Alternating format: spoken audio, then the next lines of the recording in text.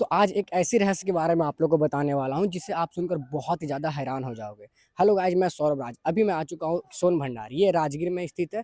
तो चलिए आप लोग को इसका पूरा हिस्ट्री दिखाता हूँ और आप लोगों को बताता हूँ हर एक चीज़ कि ये सोन भंडार कहाँ पे है, कैसे आपको आना है और इस सोन भंडार के अंदर क्या है, सारा कुछ मैं डिटेल में आप लोग को बताने वाला हूँ। तो चलिए गाइस, वीडियो में आगे बढ़ते हैं। तो अभी मैं आ चुका हूँ सोन भंडार, ये राजगीर से जस्ट 1 से 2 किलोमीटर आगे है। तो जैसा कि आप लोग देख रहे हैं, बहुत सारा क्राउड है। यहाँ बहुत सारे लोग देखने आते हैं क्योंकि ये एक हिस्टोरिकल पैलेस है। यहाँ एक बहुत ही खुफिया खजाना छुपा हुआ है। तो खजाना कौन छुपाए हैं? राजा बिम्बिसार ने छुपाए हैं। तो इसके बारे में और भी जानकारी लेते हैं। तो यहाँ पे एक बाबा है, मतलब कि कुछ बताने वाले हैं। बहुत सारे लोग बताने वाले होते हैं सोन भंडार के बारे में। तो चलिए उन्हीं से जानकारी लेते हैं कि ये सोन भंडार में क्या है, क्या नहीं है, कब से है, सारा कुछ वही डिटेल देंगे इस वीडियो में। तो चलिए गाइस, वीडियो में आगे बढ़ते हैं। महीना बाद 500 भिक्षुओं का प्रथम बौद्ध महासंगीत सभा राजगिरी सप्तपर्णी गुफा के भीतर हुई। सप्तपर्णी गुफा कहाँ है? कुंड के बगल से जाना पड़ा है, 565 सीढ़ी ऊपर। कब अभी जा सकते हैं? जा सकते हैं।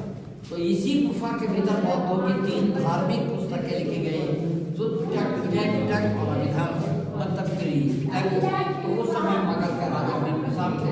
इतिहास में ऐसा वर्णन है कि राजा बिंबिसार का खजाना छुपा गया है। जब ब्रिटिश का समय आया तो सामने वाली जंगला से तोप लगाकर तोड़ना चाहा, टूटा नहीं, यह दाग होकर रह गया। भारत सरकार तोड़ने का कोई कोशिश किया नहीं, क्योंकि वहां के भीतर गंधक लोहा फास्फोरस है, इससे टच होकर गर्म जल निकल रहा है।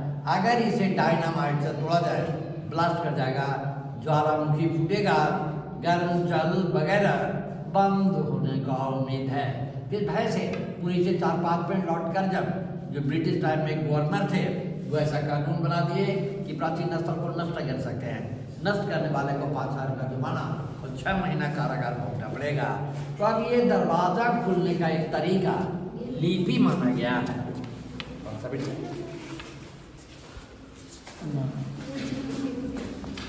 आइए यही देखिए, प्राचीन जमाने का लिपि है, भाषा है, शब्दों में भी है, सिंबल में भी है।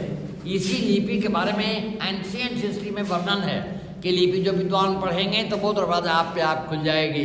लेकिन सर ये लिपि किसी ने पढ़ा नहीं।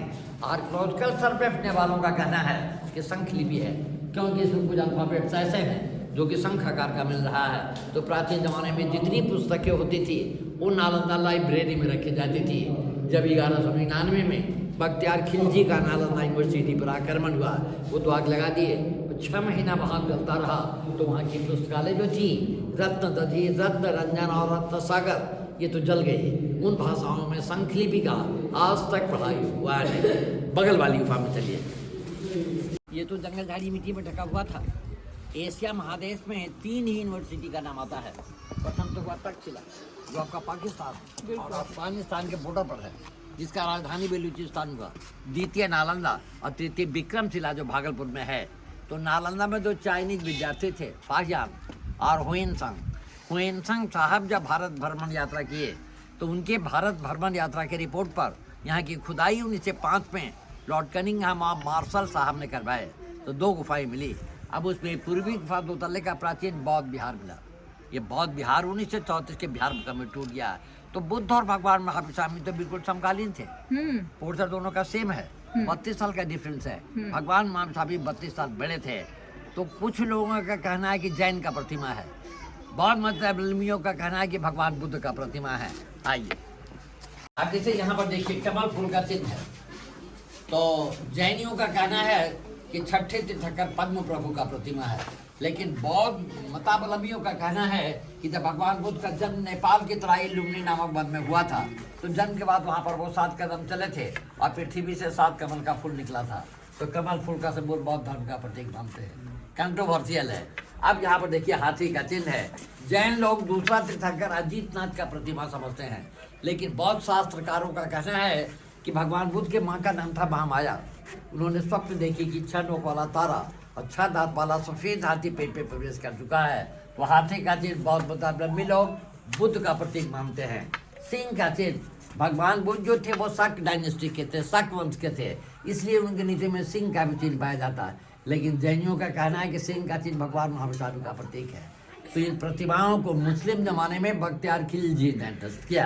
अब इसी तरह का फिगर एक इधर देखिए कॉर्नर में भी